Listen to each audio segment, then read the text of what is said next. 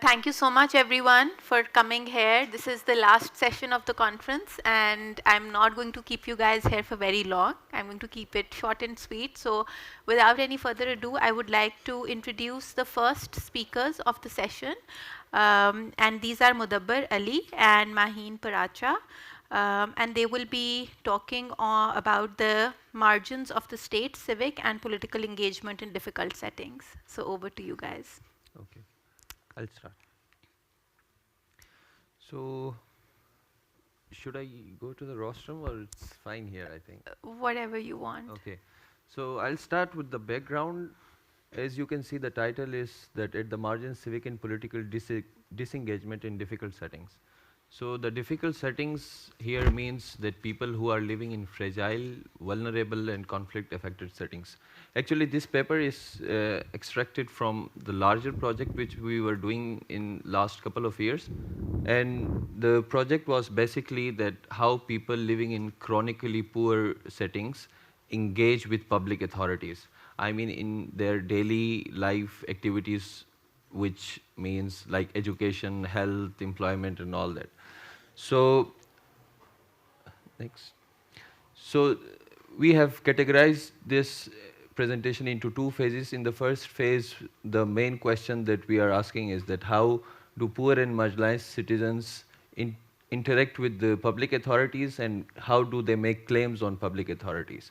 While in the second phase, which Maheen will tackle, is about that what are the roles and strategies of intermediaries who come in between these citizens and the state. So I'll talk about the methodology as well, that we are using qualitative data here. And as you can see in the slide, that the basket of methods that we have used include conversations, thick descriptions, anchoring vignettes, and all that. And another factor which we have taken as a variable is the conflict that governs that how things change in conflict setting and non-conflict setting. So, next slide. So our main argument is that people living in these difficult settings either do not engage with the state or they do through intermediaries, which we call mediated engagement. And on the third level, the engagement between these citizens and the state is coercive engagement. I will talk about the first category, that is the no engagement between these people and the state. So our main argument is that people living in such settings, actually, the state takes no interest in governing these people because states finds no interest as they have become a liability for the state. And also, these people do not speak the state's language, and for obvious reasons. It should also be mentioned here that we have taken 3 locations in Pakistan, which are largely from Punjab, Islamabad, and KPK. So the reasons for no engagement, as you can see, is from above, it is that the absence of interest in engaging from the state, and from below, it is because of the lack of awareness of entitlements and rights. So this is the quotation from our data that says that the only thing we usually get for free are police beatings. So this is the kind of situation in which these people are surviving. So the crux of the first layer of our argument, which is no engagement, is that since people living here do not constitute a civil society, and they are lying outside their civil society, which means that they have no rights to claim, and the state also sees them as someone who are outside the scope of the state infrastructure and the state's constitution.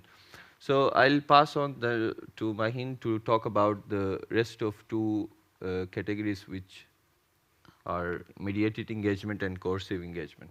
Okay. So I think it'd be useful perhaps to talk about what we mean by intermediaries. There are certain characteristics that intermediaries have in common. First of all, they enable access to public services. This can be something as simple as facilitating a poor or marginalized citizen in accessing a birth registration certificate or admission to school for their children. The other important thing is that information is filtered through the intermediary and down to the poor or marginalized citizen whom she or he represents. So the biases of the intermediary, which could be political, which could be religious, it is through those that the citizen at the grassroots level then perceives the state. Now, intermediaries have certain relations with poor and marginalized citizens. They use networks that they've sustained over time to resolve people's issues. This can be, again, something as communicating. We found, for example, in our study that there were members of political parties at the grassroots level who functioned as intermediaries and could use their position to communicate local residents' concerns to higher tiers of their party. Intermediaries also create collective action to mobilize the poor and marginalized. So, for example, in the case of the three movements we looked at, which was the Kachi Abadi movement in Islamabad, the Anjuman Mazareen Punjab in Okada, and the Pashtun Tahaffuz movement, intermediaries served to actually build a momentum for collective action by poor and marginalized citizens. It's interesting because intermediaries have a complex relationship with the state. In some cases, they complement the work of the state. For example, during the COVID-19 pandemic, some intermediaries were facilitating the state's efforts to spread information and awareness. They also serve as a substitute in cases where the state is not present, is absent altogether. Or in some cases, they compete with the state for civic space and the ability to deliver social services. Now, in the case of, this is so far engagement where you have the state at one level, you have the intermediary, and you have citizens at the grassroots level.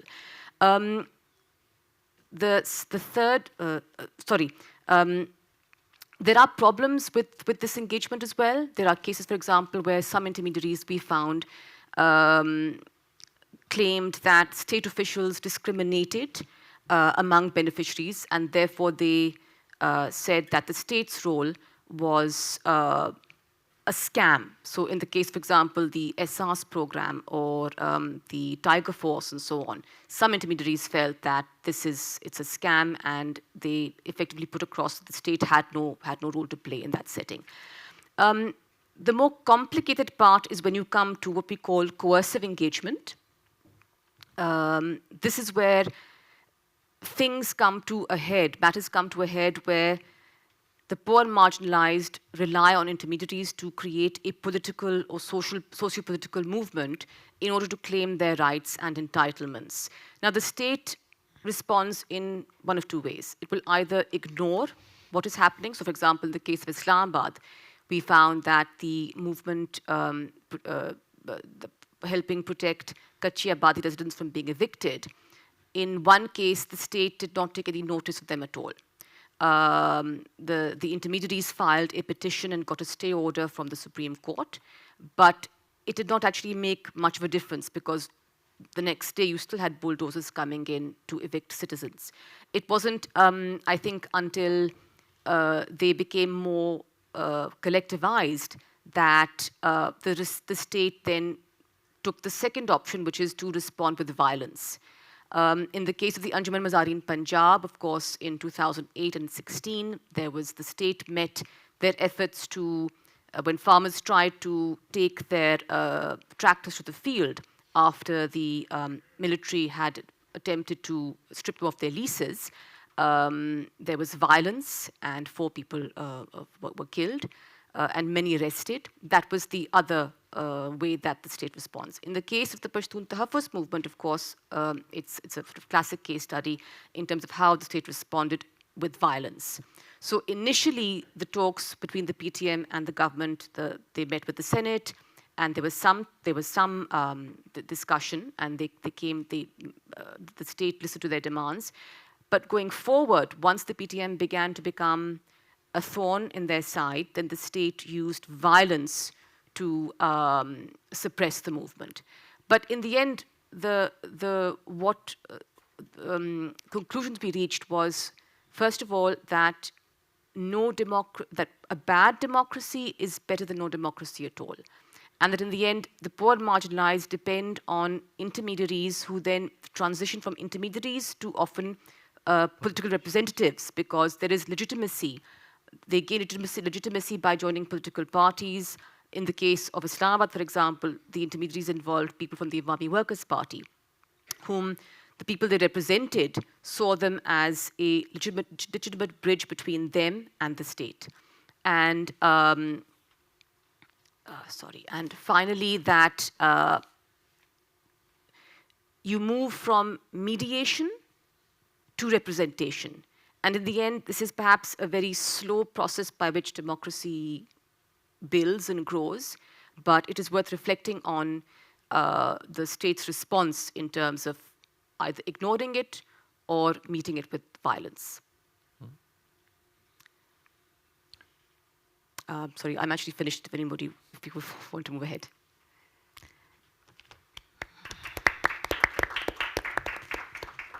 So, I think, Sultan, are you discussing the paper?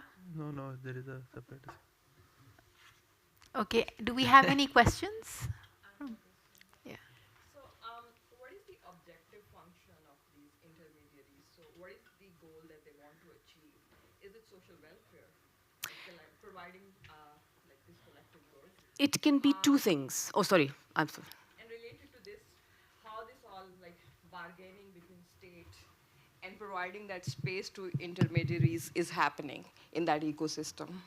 So there are the main aims. So intermediaries effectively play the role. They provide core governance functions in a non-formal setting, in an informal setting. So, for example, it can be the provision of public services. It can be whether it's food drives or access to CNICs or school admissions, or it can be claiming constitutional rights. So in the case of the PTM, for example, it is very clearly, and the reason the PTM has been successful has been because, apart from being a non-violent movement, it has framed its struggle within a constitutional framework. So it's either claiming rights and entitlements, or then the delivery of public services that the state is either unwilling or unable to do. I also want to add something to it. I think, first of all, we also need to understand what intermediaries are and who are these individuals. In case of Islamabad, we see that someone who has some kind of social capital, political influence, can be an intermediary. So in most of the cases, we were witnessing that people who were running the churches, because there are a lot of Christian minority living in these Kachi Abadis. So people who were running the churches, pastors and all, they were also acting as intermediaries, because they have some kind of legitimacy to talk to the state authorities. And the state here is basically the CDA, which comes often in interaction with these people. So they have learned how to talk to them and how to get their demands accepted. While in PTM and other cases, the intermediaries are someone who are politically connected, well connected, and people listen to them. So I just want to make this point that intermediaries differ from one context to the other. Yeah. So actually, this connects well to this previous one. So the first question would be, do we have a good way of identifying intermediaries? So if I wanted to do a census of intermediaries across constituencies in Pakistan, what methods would I pursue? And is there such a survey or census already? Are these intermediaries well identified?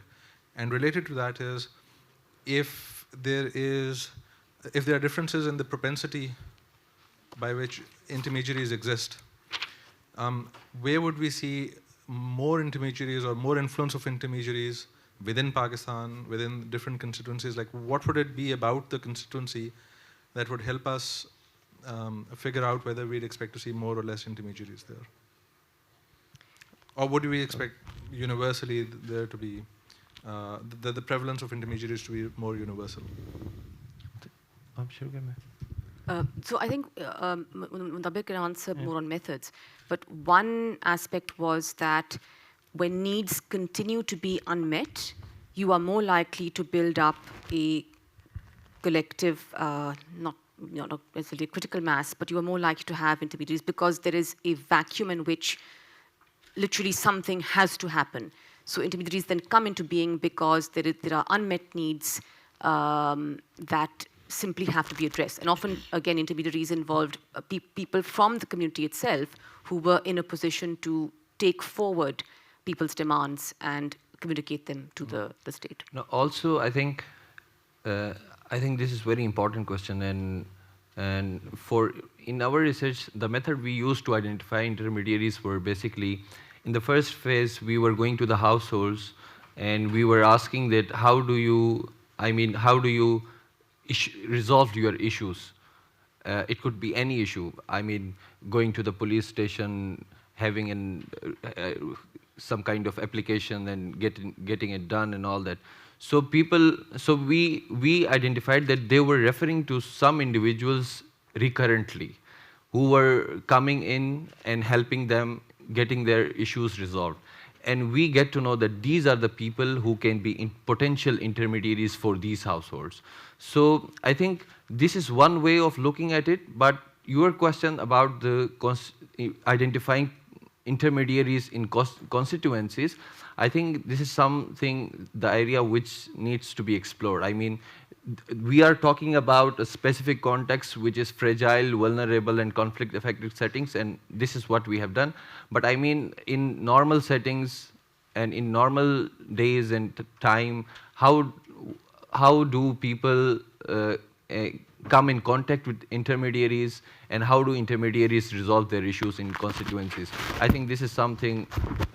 One of the answers that I have right now is that, and our co-author Miguel Loriro and others have worked on this, and I think they have identified this patron-client relationship, especially which goes around the Baradari and tribal links and all that.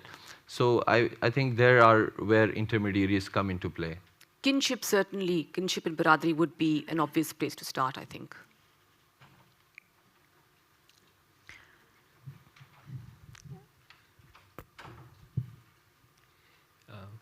I think it's a good study, but as you have said, that it is selected to the fragile area, and I think it would be appropriate to explain that what does define the fragility, so that the actually clientage relationships in that fragility bound areas can be rightly contextualized for this presentation. That's one thing. Secondly, this was just strictly to make myself clearer about what I've learned about it. Second thing is you used a word that state language. Yeah. We normally know that there is a mother language, there is a national language, now state language, and when you link it with the clientage, so when you say state language, it's a matter of resourcefulness. It's actually an actual language, lingua, or it's actually a relationship. How do you define the state language so that actually state language becomes a tool or the medium of engagement between the so-called state and the fragile communities? So, and how does it interpolate or expand in terms of the democratic relationship at all, at a wider level? Thank you. I can answer the part of the second one with an example. It's, for example, if you look at the kind of discourse that surrounds the PTM even now, the sort of language used will involve words like, traitor, or, that dissenter is perhaps a bit kind. That is the language or the frame within which the state puts the the poor and marginalized at that level. They do not use the language of for example, of constitutional frameworks that, yes, of, say, equality or citizenship. So by state language, we mean the language in which they frame such movements. But I think Mudabbir can... Yeah. I think on the surface, I think the state's language means that people living in these settings, they actually don't know even Urdu properly. So the people who are representing the state, they will either talk in Urdu or in some cases in English. So English is far-fetched for them. Even Urdu is not, I mean, language makes things accessible and inaccessible for them. So on a primary level, this is the state's language. That the people who we interviewed were mostly speaking Punjabi, and they were not knowledgeable in Urdu and other languages. So on a primary level, that's the state language. And I think on and if we see it on, I mean, on a macro level, that's what Maheen referred to, that states sees people in different, I mean, that if they talk about their rights, they may be called as traitors, and once you become a traitor in the eyes of state, then there is a whole, I mean, colloquial language and that goes on with it. So that's one thing. And the other thing about fragility, I think it's important to understand that what we are referring to here, people with living in difficult settings, I also talked in my introductory remark as well, that they do not constitute civil society. They are outside the scope of the state, which on a theoretical level, Dipesh Chakrabarty has referred as the political society. They constitute political society. So people who can make claims on public authorities and they have the knowledge of their rights and entitlements, they constitute civil society. So they are outside the civil society, so we have called them that they are living in a fragile context. So that's the fragility. So they have policies, but they don't have rights and entitlements. Rights and entitlements are much more something that the elite are more likely to have access to. Okay, thank you so much. Great paper. Thank you. Now moving to the last presenter of the session, of the conference, and of the day. So over to you, Sultan. Yeah. Can everybody hear me from this? Yeah. Yeah. Yeah. Yeah. They've saved the worst for the last. So, so this is a paper on plots and judges. What happens when you give judges plots? As you know, the Pakistani state has institutionalized various forms of perks and privileges for the military and judges, which one of them is giving them plots. Unfortunately, I don't have data for the plots for judges, for military, so we don't have outcome variables either. But we can look at plots for judges and how this affects their rulings. So I won't go into the detail of this paper because this was already published last week. So I don't know if there is not much point in going into the detail, but I'll just give you a main idea of this paper. So this is 4th December, so we can't change much. But what we can say is that what this paper found was that there is a reciprocal exchange relationship between the judiciary and the government. And we can, in fact, summarize this whole paper in one slide if I just show you these two graphs. So what is this paper saying? It's saying the same judge, when he or she gets a plot, his rulings against the federal government, ruling for the federal government increases, and it persistently stays increasing. So giving a plot is actually a good idea by the government. It does help them to get ruling in their favor, and especially the largest effect I show is ruling against for the federal government substantially increases.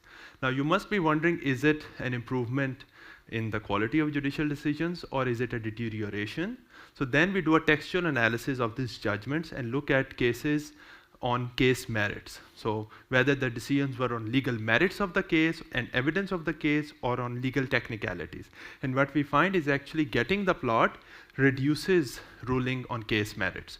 So you have a relationship where the plots not only increase ruling for the state, it also decreases ruling on case merit, so there might be a deterioration in quality of judicial decisions. So that's like just this paper into one slide. What I want to discuss today is something which is very close to my heart, and I am working on it for a while.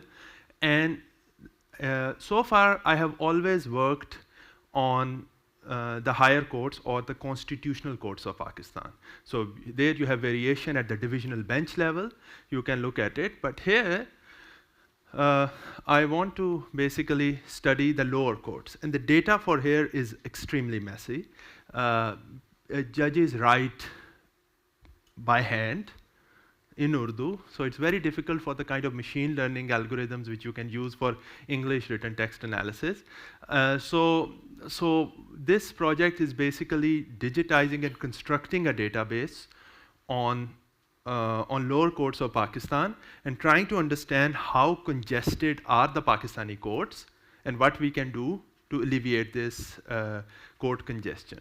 So if we look at, just to summarize, on average, a civil case takes about 5 to 10 years to have a resolution.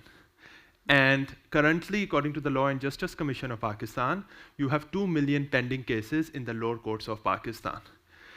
And we know that this has severe effect on economic development because courts enforce contracts, they protect political rights, they protect people, so they are not just important for economy, they're also important to ensure that citizens are free and they can exercise their rights. So, but lower courts in Pakistan don't have much data. It's like largely a black box. So this paper basically is just going to present some stylized facts of things which have just, I can say, some correlations on the recently digitized court records of the lower courts at the district level. And I provide some facts on the landscape of the lower courts of Pakistan, which together constitute about 30 million cases. I will document some heterogeneity by provinces, analyze rural-urban divide, and talk about we'll also tell you how matched are the preferences or the perception of judges to what is happening actually at the courts. So just to show, before we run any regressions, it's like a good thing to always remember is you should always do a frequency distribution of your data to really understand what is going on. So if we look at this data, we see kind of a bimodal distribution. So what is at the x-axis? It is basically, from the administrative data, the number of pending cases per working judge. So you kind of have a bimodal distribution where you have few courts which are not congested at all, which have like say which have 30 pending cases per year per working judge, and for few courts you have about 1,000. So you have 1,000 cases pending per judge. So this kind of makes you think that maybe there is an optimal way to transfer these cases and improve our court system. So this is why I show it. So there probably is this an equilibrium? Is it optimal or not? Is a big question. Another thing is vacancies. You might think another stylized fact which comes out of this data is there are huge vacancies in Pakistani courts. So if you see a lot of these places, a lot of these courts have almost no vacancies. So they are kind of almost completely full. But a lot of them, you have open vacancies where you want to hire a judge, but no judge wants to be hired. It kind of is much like public schools, for example, in many of our areas in Balochistan and in KPK, where you want to hire people, but they don't want to come in. So there is a need to also look at the supply side of judges. I won't go into the net transfers. I will come to it later. So just to show it a bit more concretely, the first stylized fact, and this is controlling for population, so by density, what do you see? You see courts in Punjab are most congested with per district more than 3,000 cases per judge in many parts of Punjab and some parts of Sindh. So you have so courts in KPK, etc., are extremely congested, and secondly, how do they deal with this? How do they deal with this suggestion? What is their key policy of Punjabi courts? It's basically to send the cases out. Punjab is not only the most congested court, it also is the net exporter of cases. So they transfer the cases within Punjab and also across provinces. So Punjab sends the most cases to Balochistan and Sindh and KPK. So Punjab is also a net exporter of cases. That's our stylized fact number 2, what we learned from this database, which is digitized. Secondly, what about vacancies? Where judges' vacancies do not get filled? Actually, it's not just Punjab, also Balochistan and Punjab both have very high vacancy rates. So even though Punjab is more congested, Balochistan is less, court congestion is less, but both Punjab and Balochistan have a lot of supply side constraints, which are governed by a lot of rules as well. But so our fact number 3 is that Punjab and Balochistan, which are very different in many ways, are similar in their high vacancy rates. So judges are not actually coming in and filling in the vacancies. And why does this matter? Because the more vacancy rates you have, it appears that there is a correlation with congestion. So if you do not fill in for example, with 60% vacancy rates, some courts have about 2,000 cases pending per judge. So there is a positive correlation between vacancies and court congestion. Finally, I want to come to also net transfers. So is the transfers optimal or not? So if we look at court congestion and transfers, the more court congestion you have, the higher transfers you see. So congestion might also be giving rise to reallocation of cases, where you see that the court congestion is correlated with net transfers, where you transfer out more cases. If the more congested you are, judges are going to transfer these cases. But the question is it an urban phenomena or a rural phenomena? And what we find is that actually in rural areas, this is most predominant. So if you divide the relationship between court congestion and net transfer, you see actually it's driven by transfers by rural areas. So in rural areas, when the judge gets congested, it immediately transfers out the cases. So this is something we also have to think about, that rural areas need particular algorithm maybe to allow to see what is optimally for transfers. So finally, so I collected data on judge perceptions, and to see that what judges think about congestion. So these same judges who we have data for, how do they, when we look at administrative data for court congestion, do judges actually get it right that their courts are congested or not? So this is actually a graph showing that judges do know that their courts are congested. So this is the actual congestion in 2020, and this is judges' survey response in their court, that number of cases decided by the judge. So are you deciding a lot of cases? You see that the more congested courts is, the more cases the judges have to decide. So there is a positive correlation of the work done, judges' effort, and actual court congestion. And so what do lower court judges do mostly? They write judgments, but they also have to do administrative work. So they have to, for example, especially the session judge is the administrative head of the whole district. So we ask, like, basically, how many hours do you work on writing judgments, and what is the court congestion in your district? And so it appears that court congestion and the time you spend on writing judgments is uncorrelated, suggesting that maybe there are non-judge factors or factors like non-judgment writing factors, which is right. So the production function of the judge might not be completely dependent on writing judgments. His or her time is not mostly taken on writing judgments, but maybe on doing administrative tasks. We also see finally, actually, average number of hours one judge spends on administrative work.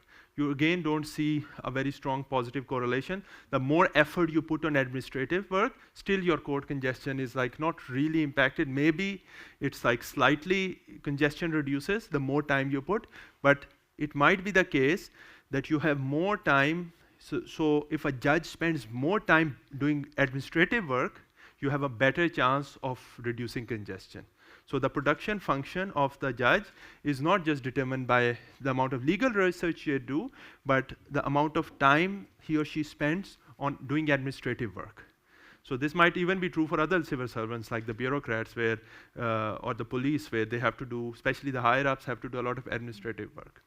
So finally, what the takeaway is judges accurately perceive congestion in their courts, but understanding the judge production function hinges on understanding the residual in the judicial production function. So what is it other than writing judgments that judge has to do, which determines congestion? So this is the concluding side, but I've scratched the surface of this newly digitized data on severe court congestion in Pakistan. We see that there is substantial heterogeneity across provinces. There is a rural-urban divide. But key questions remain, which is, are intra-province and inter-province transfers of cases optimal, and how can we improve them? The second is, what are the determinants of this congestion? Are they human, in the sense that are they behavioral, or are they technological? So, for example, should we restructure incentives, or should we implement a technical solution such as adopting artificial intelligence to improve their decision making? These are some of the questions which I'm exploring right now. So thank you very much for your time. Thank you so much, Sultan. That was a fascinating paper. I really enjoyed reading it. And I'm actually slightly confused because I probably had an older version of the paper. So I mean, and since it's published now, so you can ignore my comments. But I think the key takeaway that Sultan is mentioning in his paper is how house allocation or plots, as he says, to judges, that has a positive impact on pro-state rulings. So judges who were allocated a plot are more likely to give a decision that favors the state. And he's using a definitive strategy. The second key takeaway of the paper is that there's a decrease in judges who received some kind of transfer from the government in terms of this house allocation or a plot, they're less likely to pass a decision on merit. A few comments or questions that I had. The first one that I was a bit confused about was, can we think of house allocation as random? Because as you explain in the paper, for the allocation to happen, the judge has to actually file in an application, has to submit a fee, and then the Prime Minister will review it, and if it's approved, the allocation will happen. So if you can show some kind of balance on observable characteristics. I know you have amazing data on judge characteristics also. So judges who do apply for the house allocation or plot versus those who don't. And then at a second stage, judges whose application was accepted versus those whose application was rejected. I mean, to begin with, are all applications accepted? What proportion of those applications have ever been rejected? And does that application or approval hinge on, certain characteristics of the judge, his or her proximity with the government, etc.? My second comment was with regards to heterogeneous effects. So I think in terms of your main result, that house allocation increasing pro-state rulings, I was thinking how that might interact with the nature of the government. So you're looking at the time period is 1986 up until 2019. Now that's a massive time period. We've had all kinds of political regimes during this time, from military dictatorships to, you know, democratic regimes. So I was just thinking about how that might interact with your main result, and also the judge's own political alignment, right? And I thought of 2 or 3 different ways in which you could perhaps get at that. In the paper, you show these results disaggregated for 10-year windows, but perhaps if you could do it for 5-year windows that correspond with each political regime, I think that would be interesting to see. Additionally, you mentioned in the paper that about 90% of the judges were former lawyers. So if you have information on whether they were in the past taking political cases, which political cases were they taking, because that might be signifying some important linkage with the government or with the state, which would also massively increase their chances of actually getting the allocation. And finally, I think you mentioned in your presentation that there's a lot of heterogeneity between rural and urban, but provincially, I think, not rural, urban. But again, I mean, I was thinking that, at the federal level, if the provincial government is in line with the federal government, then the pressure or the kind of reciprocation that judges want to do might be much stronger than if the provincial government and the federal government are different. So, I mean, I don't know if you can use any of those to actually get at this more deeply. And finally, does the impact of this decrease over time? Like, if I, being a judge, received a house allocation 20 years ago, my how much I want to reciprocate today might be very different from a judge who received a house allocation, 2 years ago. So whether this result, changes over time. And finally, I was thinking, what might be some big picture policy implications of your work? Does this tell us something about what might be the optimal way of creating incentives and targeting, the judiciary? Should they be given these transfers universally, perhaps at the time of retirement, as I know is the case in many other, institutions like bureaucracy and military, etc. So, I mean, your comments or thoughts on that would also be interesting. Thank you. Go ahead. It's okay, I can collect all the questions. I will remember everything. Thank you so much. Congratulations on the paper. Well done. So I'm just curious about the institution. And before that, I want to say congratulations on setting up a paper which is descriptive, because we need more of those for sure. So coming to my question, the exporting of cases, or what you call the transfer, is that because people in KP, etc., they all sort of come to Punjab and then, you realize that's not your jurisdiction and you send it back? Is that like an institutional thing, or is it just because it's hard to deal with and so they're able to send it out? So just comment on that institution would be helpful. Sure. Yeah.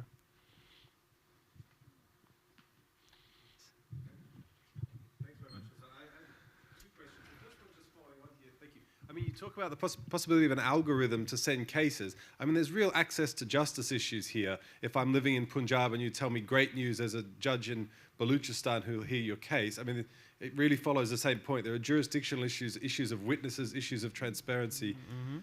Second point is you were looking for a residual, and you only described 2 things that judges do. They write judgments in their chambers and they do administrative work. But there's a massive third category, which is that they sit in court.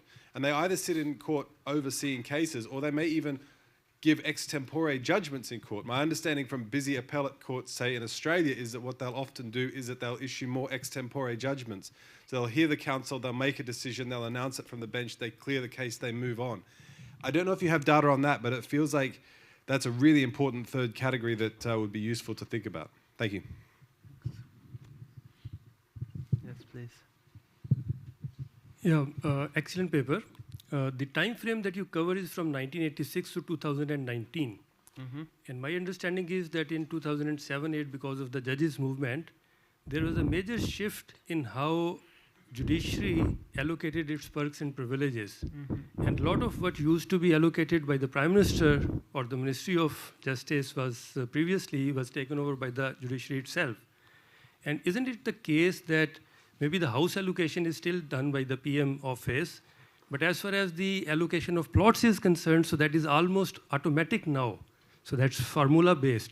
Yeah. So if the element of discretion is absent, so how does your result then stay there? And has there been a change in your results in the pre-2008 period vis-a-vis the post-2008 period. Yeah. Thank you. So, thank you. Yeah, should I? Yeah, so, okay, go ahead, yeah.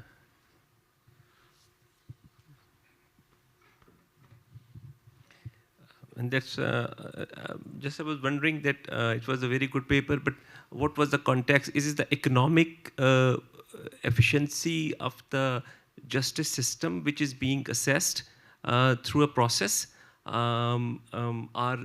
Because the examples you took, analysis you made was that a lower judiciary, they are doing a lot of administrative work. So it means that actually making the process simpler, a service delivery will make it more efficient. Is it the factors which actually change the scenario at the lower judicial level? I think I would like you to elaborate it. At the higher, at this High Court and Supreme Court, incentives, because there is a selection process, so incentive at that level, it is not over here, but in any country, at a constitutional courts are always politically influenced appointments, that how you find it differently and how you see the plots incentivizing or disincentivizing here. Thank you. So thanks a lot. Let me combine your question. I think they are both relevant. So first, coming to the question on algorithm deciding the cases. So the cases are subject to jurisdiction.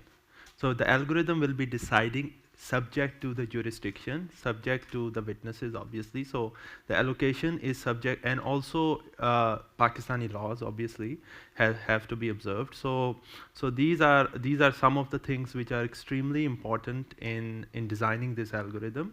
The idea is just to basically think of it as at the same time an optimal transfer system subject to constraints. And these are some of the constraints of justice can be a constraint as well. So if, for example, you have some judges which are deciding too few cases, and some judges are deciding too high cases within a court, within the same speciality, which we do observe, you can basically reallocate these. And also there are talks in the Pakistan judiciary where they have a point system deciding cases based on merits and not allowing too many adjournments. So these are some of the things which will be incorporated within the point system. So for example, so it needs to be made more rich, for example. That's point number one. Talking about the comment on plots, and during it has been after a very long time that the plot system has been so I think also you referred to it's basically was made more salient in Musharraf's regime when he introduced the Prime Minister Assistance Package, where basically it was made purely discretionary. And then in 2022, they said they are doing a lottery to decide this. But actually, this is all rumor. So when we went to the Public Accounts Committee and asked them, for example, so it would be the best for us if it was a lottery, right? So because then you can see the effect really, people who got it and people who didn't get it. But actually, in fact, there is still discretion in deciding this, even till now. I don't know if it's contempt of court or not, but even now you have discretion in allocating. So it's still that you have to do the same thing which I explained. You have to file to the Ministry of Housing. You have to file a application, and then who gets it or not. They say there is a random process, but it's actually it is strategic, and this is why it's something we have to be very careful of. And also when you talked about identification, in the paper I'm very, very explicit in mentioning that this is a non-random process. This is not random. the allocation of houses. So what if we want to identify the effect of house allocation on our outcome variable, we have to make some assumptions. Those are parallel trends and homogeneous treatment effects. So those you try to justify to the extent you can, but at the same time recognizing that just comparing the same judge just before and after the house allocation might be more informative than, say, comparing the same judge after 10 years of the house allocation. So that's like what like the identification there comes from. And yeah, I missed. Yeah. So the export of cases is based on many factors. So of course you need some justification of export of cases. So for example, but we saw many rules. So many times the High Court is trying to get the person. So if you have like 7 people in, say, a crime, they are going to choose it so I don't have to do my work. So the High Court often kind of makes the exports, reverse the exports all the time. But they are also at limited capacity. There are like 700 High Court judges all across Pakistan. So there is this real concern of how to optimally design a system where we can reduce backlog, at the same time be sure that that the decision is correct or not. Yes.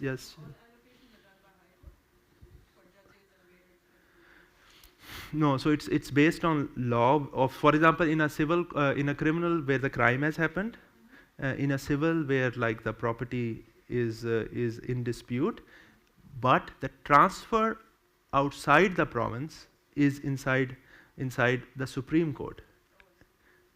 Yeah. Yes, please.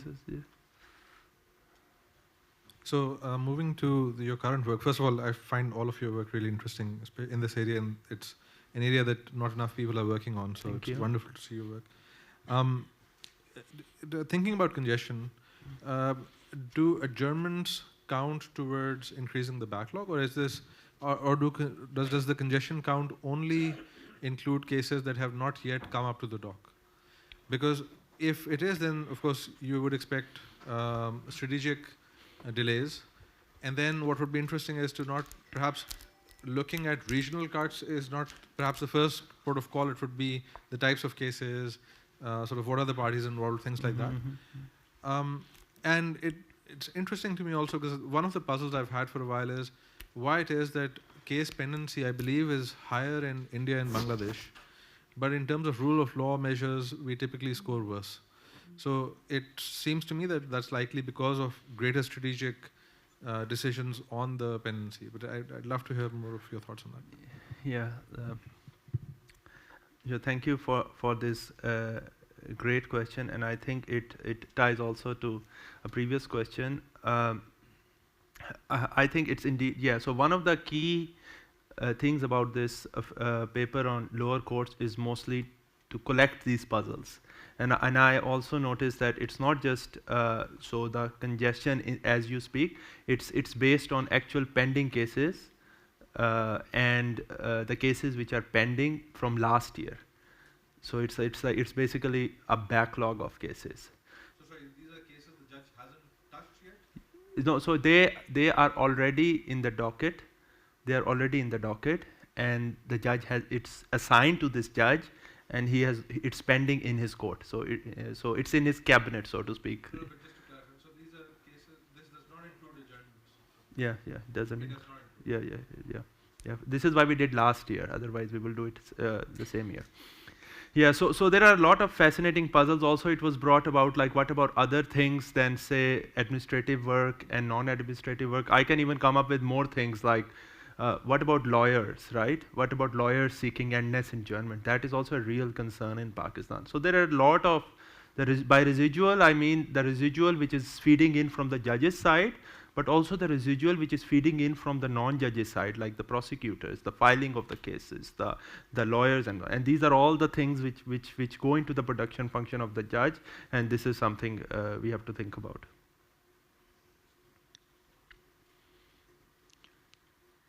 Okay, I guess no more questions. Thank you so much, everyone. Thank you. Thank Bye-bye.